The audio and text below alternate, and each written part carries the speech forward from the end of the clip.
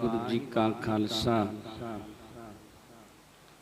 वाहिगुरु जी की फतेह। जुग जुग अटल बाणी के बोहित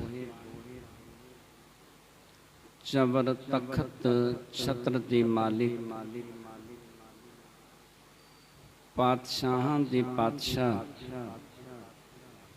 सतगुरु साहिब श्री गुरु ग्रंथ साहिब जी दी पावन गोद विच जुड़ मिल बैठे वड भागी सतसंगी जनों, आप वड भागे हो जो हर रोज की तरह गुर इतिहास की कथा श्रवण करन वास्ते सतगुरां दी पावन गोद विच जुड़ मिल बैठे हो। आप जी ने इस तो पहले प्रसंग दे विच श्रवण कीता है, जिस वेले भाई साधु ते भाई रूपा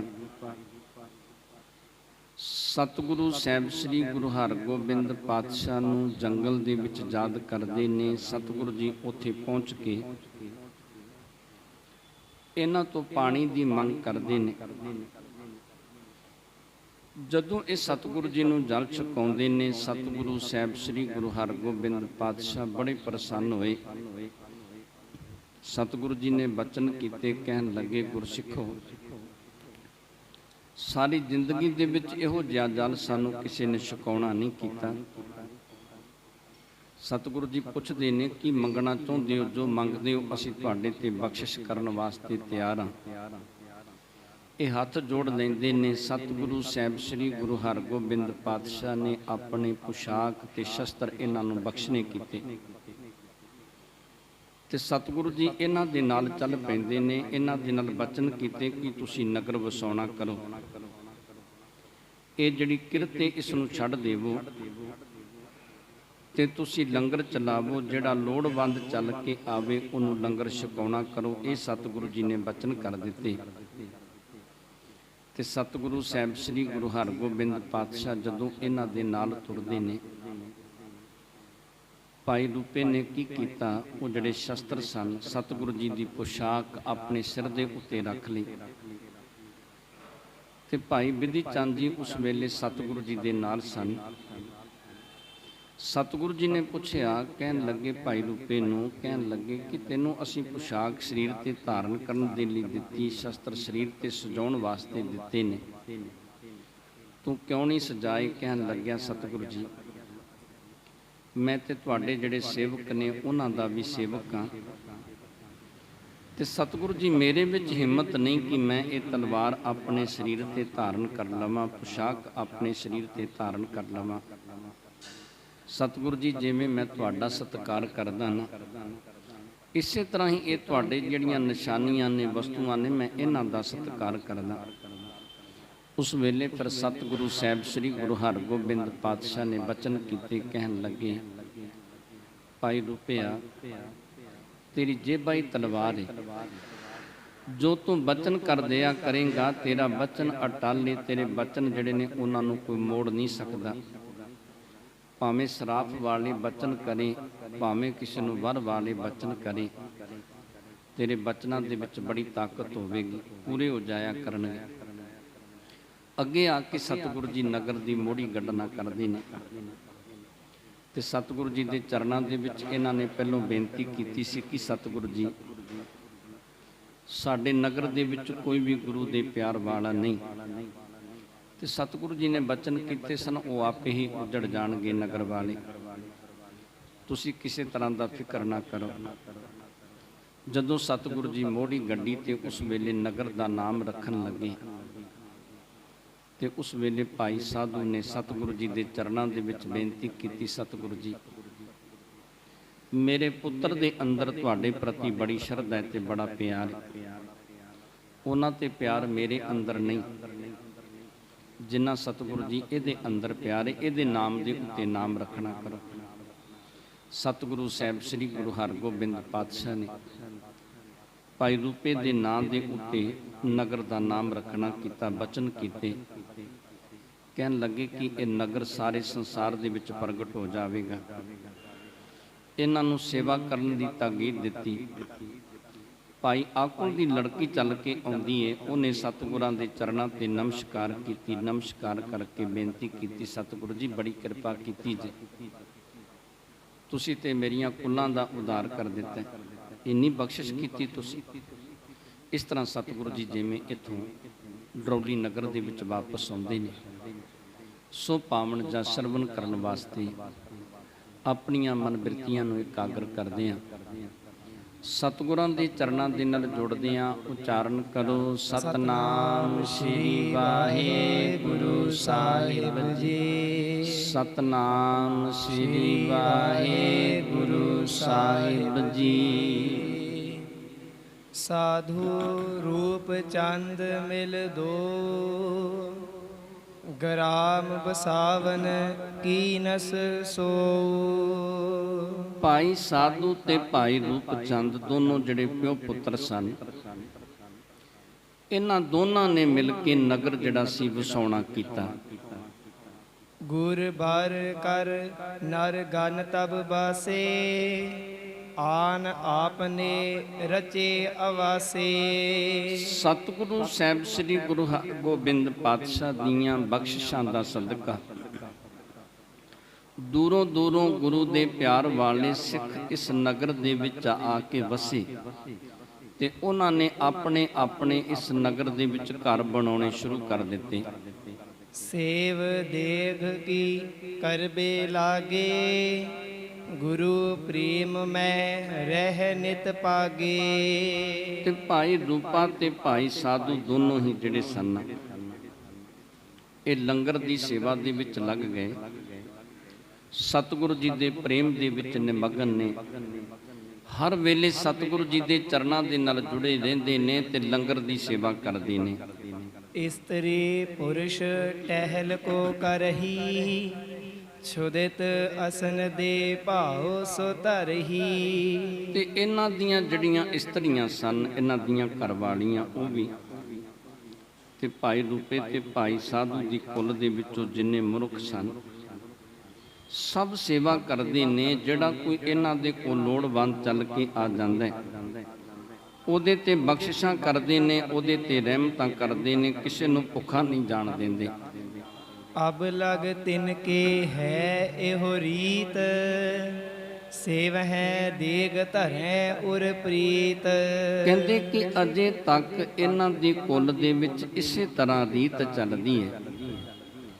ਜੋ ਵੀ ਕੋਈ ਲੋੜਵੰਦ ਚੱਲ ਕੇ ਆ ਜਾਂਦਾ ਹੈ, ਬੜੇ ਪਿਆਰ ਦੇ ਵਿੱਚ, ਬੜੀ ਪ੍ਰੀਤ ਦੇ ਵਿੱਚ ਉਹਨਾਂ ਦੀ ਸੇਵਾ, ਉਹਨਾਂ ਦੀ ਟਹਿਲ ਇਹ ਕਰਿਆ ਕਰਦੇ ਨੇ।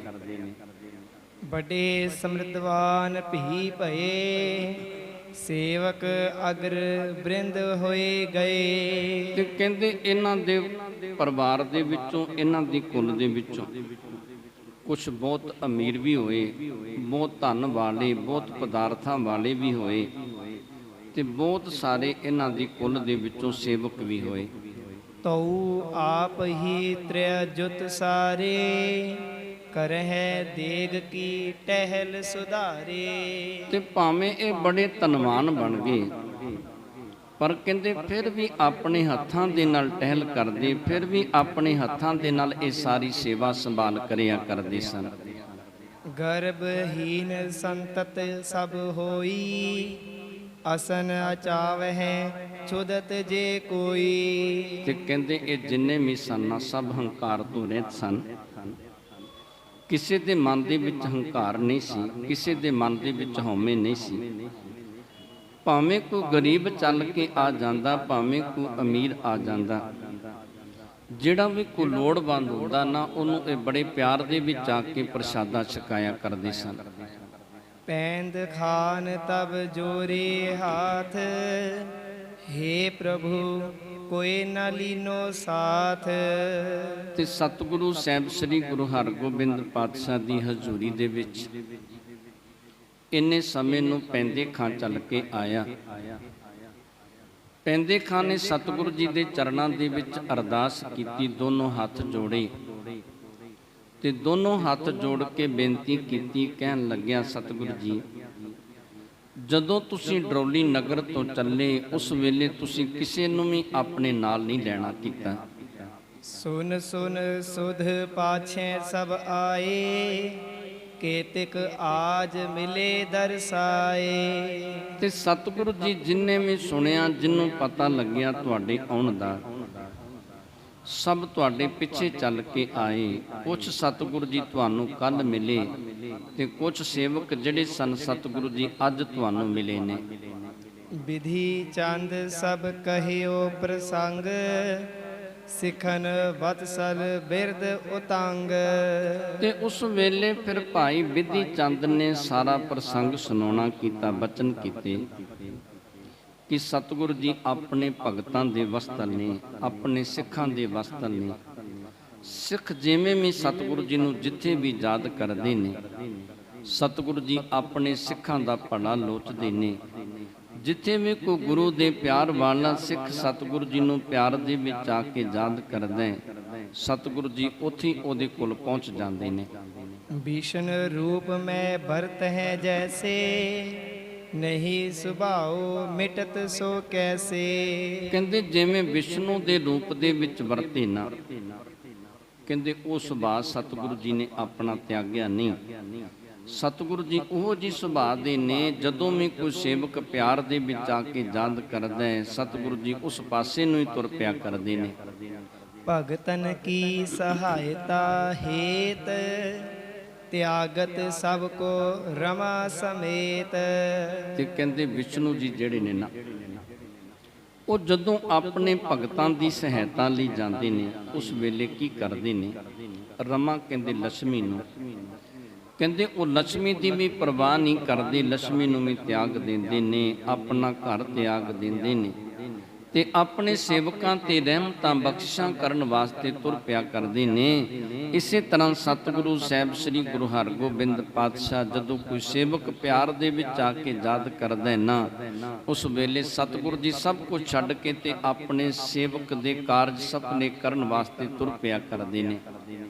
ਜਬ ਸਹਾਏ ਨਿਜ ਜਨ ਕੀ ਕਰੈ, ਤਹ ਪਛਚਾਤ ਸਭਨ ਸੁਧ ਧਰੈ। ਤੇ ਕਹਿਣ ਲੱਗੇ ਕਿ ਸਤਿਗੁਰੂ ਜੀ ਸਭ ਦੀ ਸਹਾਇਤਾ ਕਰਦੇ ਨੇ, ਜਿੱਥੇ ਵੀ ਕੋਈ ਯਾਦ ਕਰਦਾ ਹੈ ਉਹਦੀ ਸਤਿਗੁਰੂ ਜੀ ਮਦਦ ਕਰਦੇ ਨੇ, ਜਿੱਥੇ ਵੀ ਕੋਈ ਯਾਦ ਕਰਦਾ ਹੈ ਉੱਥੇ ਸਤਿਗੁਰੂ ਜੀ ਪਹੁੰਚਦੇ ਨੇ। ਸਹਿਜ ਸੁਭਾਏ ਇਨਹੋ ਕੋ ਐਸੇ, ਜਨ ਕੋ ਰਛੈ ਜੈਸੇ ਕੈਸੇ।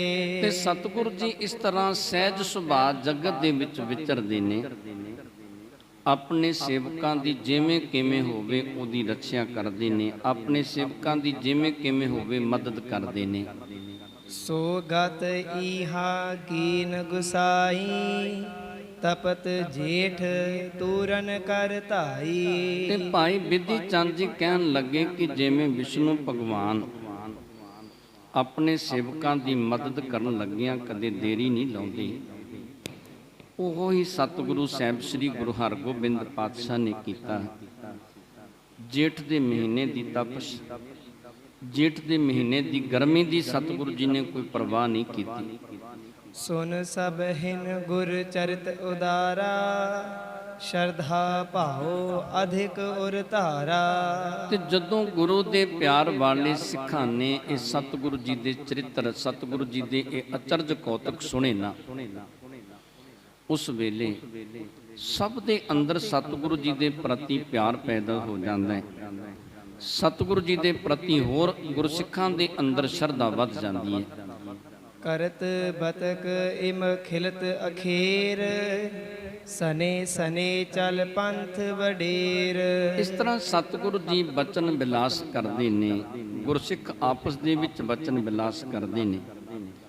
ਜੰਗਲ ਦੇ ਵਿੱਚ ਸ਼ਿਕਾਰ ਖੇਡਦੇ ਖੇਡਦੇ ਸਤਿਗੁਰੂ ਜੀ ਇੱਥੋਂ ਡਰੋਲੀ ਨਗਰ ਨੂੰ ਤੁਰੇ ਆਉਂਦੇ ਨੇ। ਏਕ ਜਾਮਨੀ ਮਗ ਮਹਿ ਰਹੇ, ਵਿਚਰਤ ਜੰਗਲ ਮਹਿ ਮੁਦ ਲਹੇ। ਤੇ ਸਤਿਗੁਰੂ ਜੀ ਨੇ ਇੱਕ ਰਾਤ ਰਸਤੇ ਦੇ ਵਿੱਚ ਹੋਰ ਬਤੀਤ ਕਰਨੀ ਕੀਤੀ ਤੇ ਇਸ ਤਰ੍ਹਾਂ ਬੜੀ ਖੁਸ਼ੀ ਦੇ ਨਾਲ ਜੰਗਲ ਦੇ ਵਿੱਚ ਵਿਚਰਦੇ ਸਤਿਗੁਰੂ ਜੀ ਵਾਪਸ ਆਉਂਦੇ ਨੇ। ਬਹੁਰ ਡਰੋਲੀ ਪਹੁੰਚੇ ਜਾਏ, ਸਾਈਂ ਦਾਸ ਮਿਲਿਓ ਹਰ ਖਾਏ। ਤੇ ਸਤਿਗੁਰੂ ਸਾਹਿਬ ਸ੍ਰੀ ਗੁਰੂ ਹਰਗੋਬਿੰਦ ਪਾਤਸ਼ਾਹ ਫਿਰ ਡਰੌਲੀ ਨਗਰ ਦੇ ਵਿੱਚ ਪਹੁੰਚਦੇ ਨੇ। ਜਦੋਂ ਸਤਿਗੁਰੂ ਜੀ ਡਰੌਲੀ ਨਗਰ ਦੇ ਵਿੱਚ ਪਹੁੰਚਦੇ ਨੇ, ਉਸ ਵੇਲੇ ਸਾਈਂ ਦਾਸ ਬੜੇ ਪਿਆਰ ਦੇ ਵਿੱਚ ਆ ਕੇ ਸਤਿਗੁਰੂ ਸਾਹਿਬ ਸ੍ਰੀ ਗੁਰੂ ਹਰਗੋਬਿੰਦ ਪਾਤਸ਼ਾਹ ਨੂੰ ਮਿਲਦਾ ਹੈ। ਬਿਥਰਿਓ ਸਭ ਹਿਨ ਬਿਖੈ ਪ੍ਰਸੰਗ, ਏਕ ਕਹੈ ਦੂਸਰ ਕੇ ਸੰਗ। ਤੇ ਇਹ ਜਿਹੜਾ ਪ੍ਰਸੰਗ ਸੀ, ਜਿਵੇਂ ਸਤਿਗੁਰੂ ਸਾਹਿਬ ਸ੍ਰੀ ਗੁਰੂ ਹਰਗੋਬਿੰਦ ਪਾਤਸ਼ਾਹ ਭਾਈ ਸਾਧੂ ਤੇ ਭਾਈ ਰੂਪੇ ਦੇ ਕੋਲ ਗਏ, ਉਹਨਾਂ ਦਾ ਪਿਆਰ ਵੇਖ ਕੇ ਸਤਿਗੁਰੂ ਜੀ ਨੇ ਉਹਨਾਂ ਦੇ ਕੋਲੋਂ ਜਲ ਛਕਿਆ। ਇਹ ਪ੍ਰਸੰਗ ਸਾਰੇ ਸੰਸਾਰ ਦੇ ਵਿੱਚ ਪ੍ਰਗਟ ਹੁੰਦਾ ਜਾਂਦਾ ਹੈ। ਇੱਕ ਗੁਰੂ ਦਾ ਸਿੱਖ ਸੁਣਦਾ ਹੈ ਤੇ ਹੋਰਨਾਂ ਗੁਰਸਿੱਖਾਂ ਨੂੰ ਸੁਣਾਉਣਾ ਕਰਦਾ ਹੈ। ਉਹ ਜਦੋਂ ਆਪਣੇ ਘਰ ਜਾਂਦਾ ਹੈ ਤੇ ਹੋਰਨਾਂ ਨੂੰ ਦੱਸਣਾ ਕਰਦਾ ਹੈ ਕਿ ਇਸ ਤਰ੍ਹਾਂ ਸਤਿਗੁਰੂ ਜੀ ਆਪਣੇ ਸਿੱਖਾਂ ਦੇ ਕੋਲੋਂ ਜਲ ਛਕਣ ਵਾਸਤੇ ਹੀ 30 ਕੋਹ ਦੀ ਦੂਰੀ ਤੇ ਚਲੇ ਗਏ। ਛਿਨ ਮੈਂ 30 ਕੋਸ ਗੁਰ ਧਾਏ, ਮਰੈ ਤਿਖਾਤੁਰ ਸਿੱਖ ਬਚਾਏ। ਤੇ ਸਤਿਗੁਰੂ ਜੀ ਇੱਕ ਛਿਨ ਦੇ ਵਿੱਚ ਹੀ ਕਹਿੰਦੇ ਕਿ 30 ਕੋਹ ਦੀ ਦੂਰੀ ਤੇ ਚਲੇ ਗਏ ਤੇ ਸਿੱਖਾਂ ਨੂੰ ਬੜੀ ਪਿਆਸ ਲੱਗੀ ਸੀ। ਪਿਆਸ ਦੇ ਨਾਲ ਮੂਰਛੇ ਦੀ ਰੂਪ ਦੇ ਵਿੱਚ ਸਤਿਗੁਰੂ ਜੀ ਦੇ ਸਿੱਖ ਜਿਹੜੇ ਸਨ ਉਹ ਪਏ ਸਨ ਤੇ ਸਤਿਗੁਰੂ ਜੀ ਨੇ ਉਹਨਾਂ ਦੀਆਂ ਜਾਨਾਂ ਬਚਾਉਣੀਆਂ ਕੀਤੀਆਂ।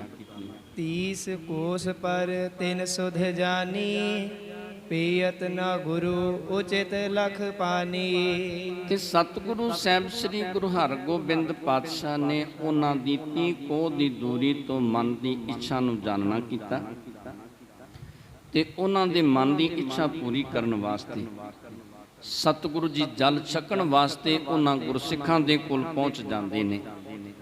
ਪਰਖ ਪ੍ਰੇਮ ਕੋ ਬਹੁ ਉਤਲਾਏ, ਪੀਓ ਜਾਏ ਜਲ ਬਨੇ ਤਿਸਾਏ। ਤੇ ਸਤਿਗੁਰੂ ਜੀ ਨੇ ਉਹਨਾਂ ਦਾ ਪਿਆਰ ਵੇਖਿਆ, ਸਤਿਗੁਰੂ ਜੀ ਨੇ ਉਹਨਾਂ ਦਾ ਪ੍ਰੇਮ ਪਰਖਿਆ।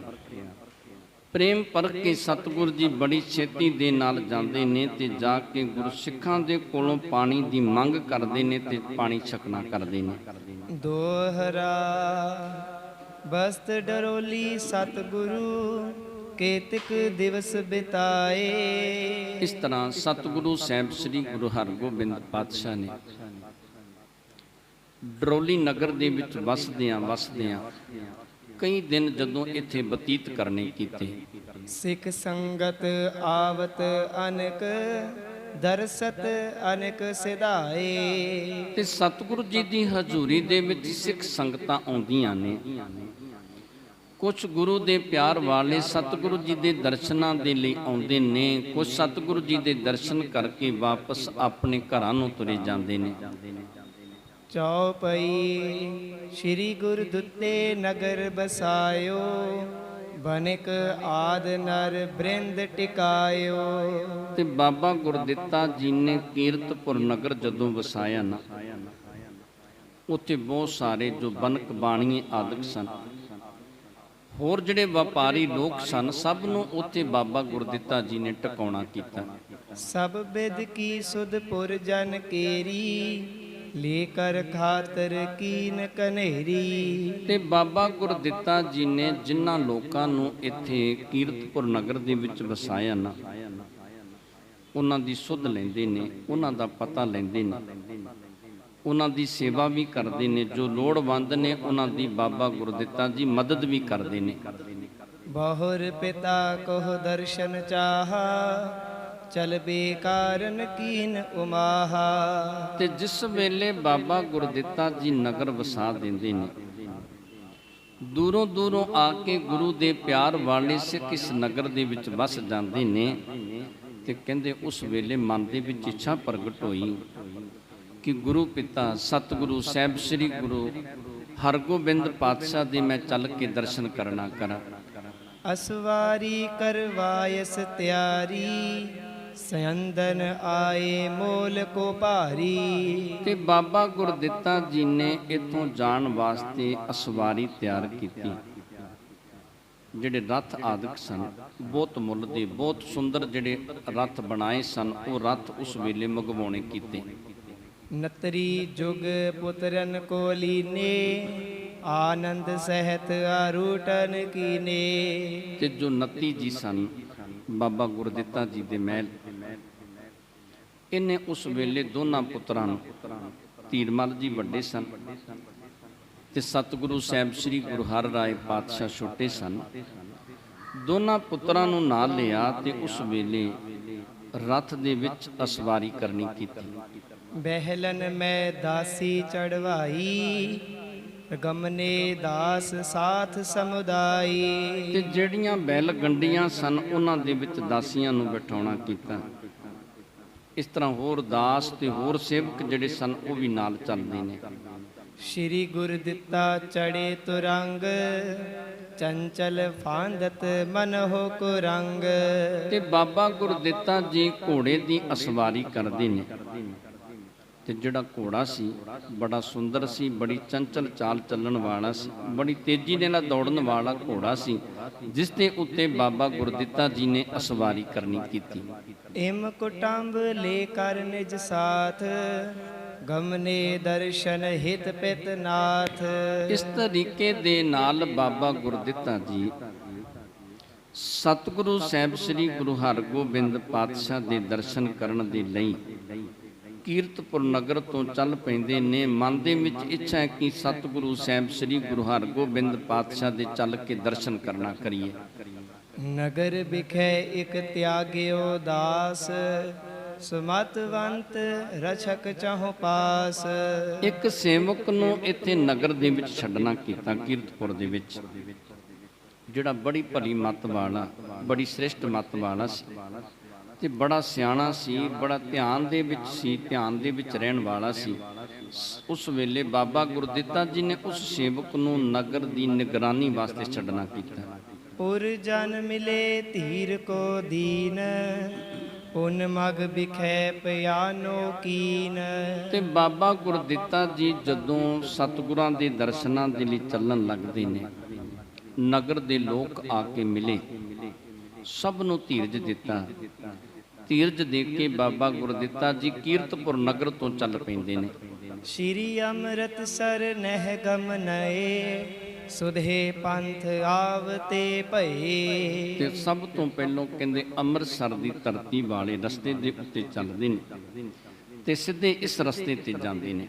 ਦਿਨ ਕੇ ਤਿਕ ਮਗ ਵਿਖੇ ਬਿਤਾਏ, ਬਹੁਰ ਡਰੋਲੀ ਕੋ ਚੱਲ ਆਏ। ਕੁਝ ਦਿਨ ਜਿਹੜੇ ਸਨ ਉਹ ਰਸਤੇ ਦੇ ਵਿੱਚ ਬਤੀਤ ਕੀਤੇ ਤੇ ਬਾਅਦ ਦੇ ਵਿੱਚ ਡਰੋਲੀ ਨਗਰ ਦੇ ਵਿੱਚ ਉਸ ਵੇਲੇ ਬਾਬਾ ਗੁਰਦਿੱਤਾ ਜੀ ਪਹੁੰਚਦੇ ਨੇ।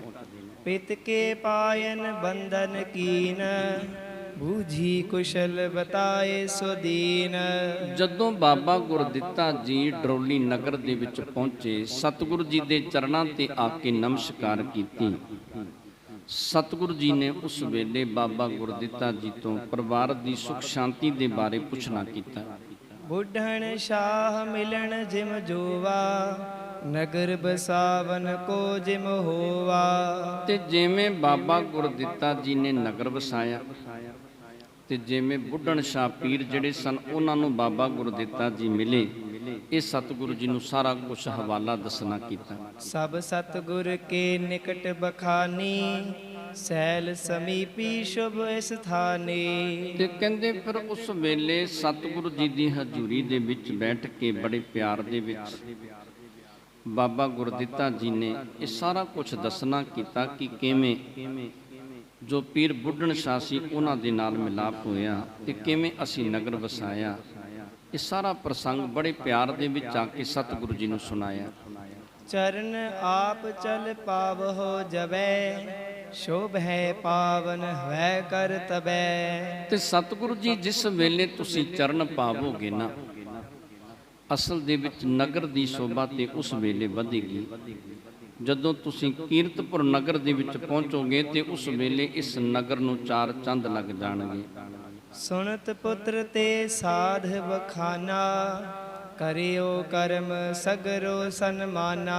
ਤੇ ਸਤਿਗੁਰੂ ਸਾਹਿਬ ਸ੍ਰੀ ਗੁਰੂ ਹਰਗੋਬਿੰਦ ਪਾਤਸ਼ਾਹ ਨੇ ਜਦੋਂ ਬਾਬਾ ਗੁਰਦਿੱਤਾ ਜੀ ਦੇ ਕੋਲੋਂ ਇਹ ਸਾਰਾ ਕੁਝ ਸੁਣਿਆ ਨਾ, ਸਤਿਗੁਰੂ ਜੀ ਨੇ ਸ਼ਾਬਾਸ਼ ਦਿੱਤੀ, ਬਚਨ ਕੀਤੇ ਕਿ ਪੁੱਤਰ ਤੂੰ ਭਲਾ ਕੰਮ ਕੀਤਾ, ਜਿਹੜਾ ਤੈਨੂੰ ਕੰਮ ਕਰਨ ਵਾਸਤੇ ਕਿਹਾ ਸੀ ਉਹ ਕਰ ਵਿਖਾਇਆ। ਸ਼੍ਰੀ ਹਰਿ ਰਾਏ ਅੰਕ ਮੈਂ ਲਏ 29 ਚਰਨ ਬੰਦਨਾ ਕੇ। ਤੇ ਕਹਿੰਦੇ ਸ੍ਰੀ ਹਰਿ ਰਾਏ ਜੀ ਨੂੰ ਆਪਣੇ ਗੋਦੀ ਦੇ ਵਿੱਚ ਲੈਣਾ ਕੀਤਾ। 29 ਜੀ ਨੇ ਸਤਿਗੁਰੂ ਜੀ ਦੇ ਚਰਨਾਂ ਤੇ ਨਮਸਕਾਰ ਕੀਤੀ। ਜੁਗ ਪੁੱਤਰਨ ਪਾਇਨ ਪਰ ਪਾਏ ਪਿਖ ਪੌਤਰਨ ਸਤਿਗੁਰ ਹਰਿ ਖਾਏ। ਤੇ ਦੋਨੋਂ ਪੋਤਰਿਆਂ ਨੂੰ ਸਤਿਗੁਰੂ ਜੀ ਦੇ ਚਰਨਾਂ ਦੇ ਵਿੱਚ ਪਾਉਣਾ ਕੀਤਾ। ਸਤਿਗੁਰੂ ਜੀ ਆਪਣੇ ਦੋਨਾਂ ਪੋਤਰਿਆਂ ਨੂੰ ਵੇਖ ਕੇ ਬੜੇ ਖੁਸ਼ ਹੁੰਦੇ ਨੇ, ਬੜੇ ਸਤਿਗੁਰੂ ਜੀ ਪ੍ਰਸੰਨ ਹੁੰਦੇ ਨੇ।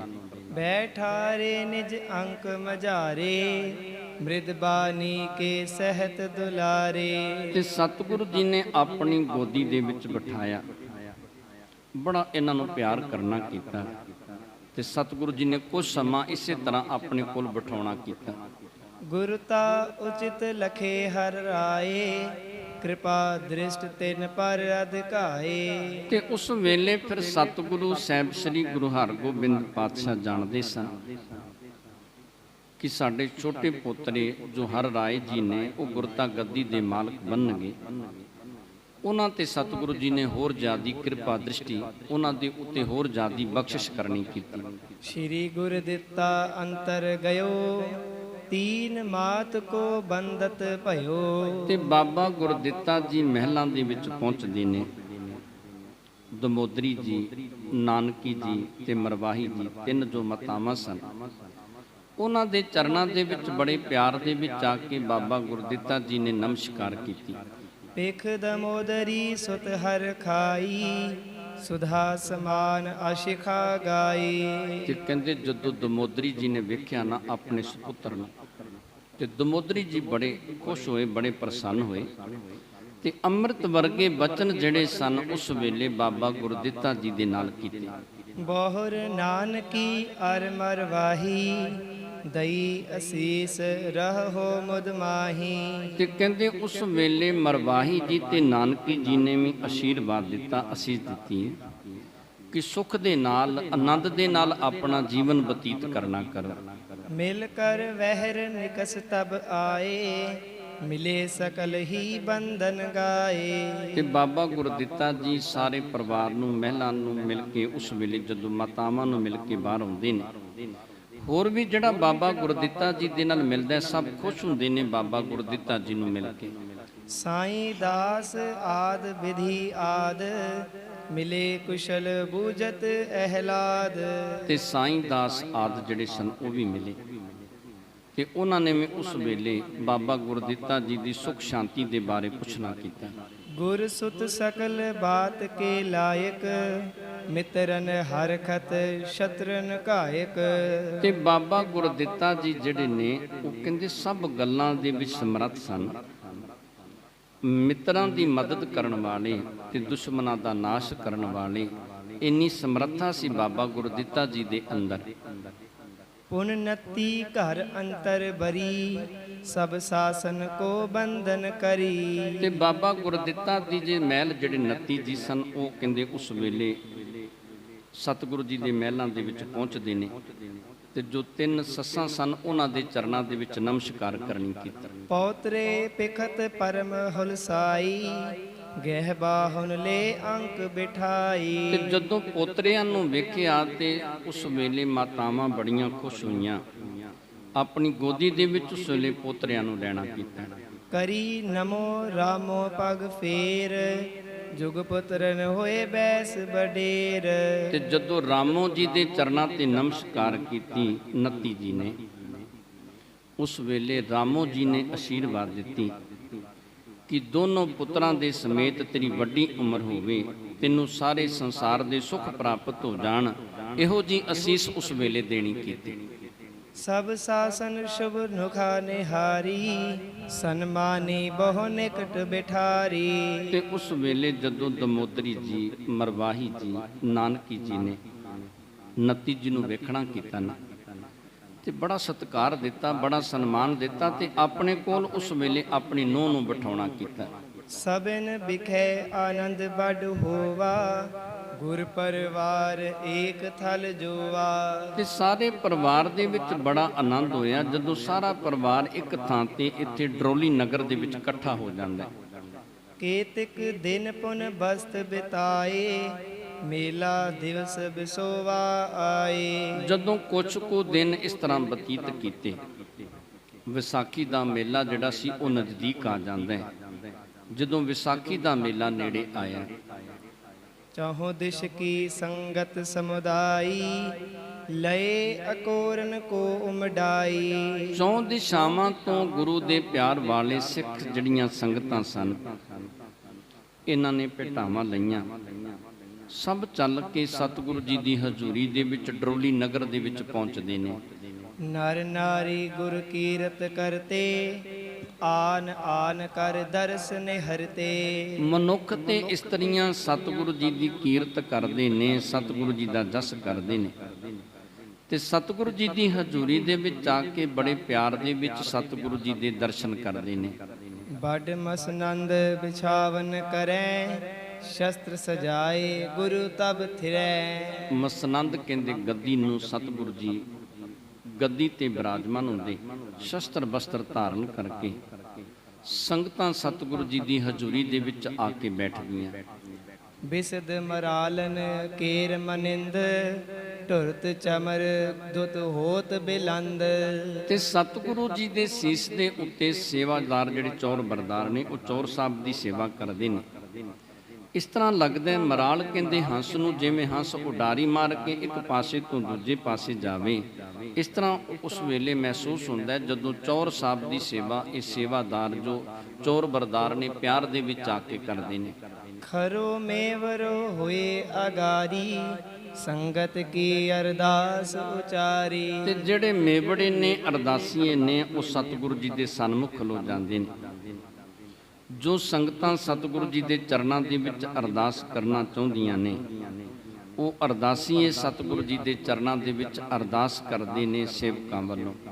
ਬ੍ਰਿੰਦ ਮਸੰਦ ਬਿਲੰਦ ਧਨੀ ਹੈ, ਆਨੈ ਗੁਰ ਕੀ ਕਾਰ ਕਨੀ ਹੈ। ਜਿਹੜੇ ਮਸੰਦ ਸਨ ਬੜੇ ਧਨਵਾਨ ਸਨ, ਬਹੁਤ ਧਨੀ ਦੇਸ਼ਾਂ ਦੇ ਵਿੱਚ ਗਏ ਸਨ ਤੇ ਬਹੁਤ ਸਾਰੀ ਭੇਟਾਵਾਂ, ਬਹੁਤ ਸਾਰੇ ਪਦਾਰਥ ਲੈ ਕੇ ਇਹ ਸਤਿਗੁਰੂ ਜੀ ਦੀ ਹਜ਼ੂਰੀ ਦੇ ਵਿੱਚ ਹਾਜ਼ਰ ਹੋਇਆ ਕਰਦੇ ਸਨ।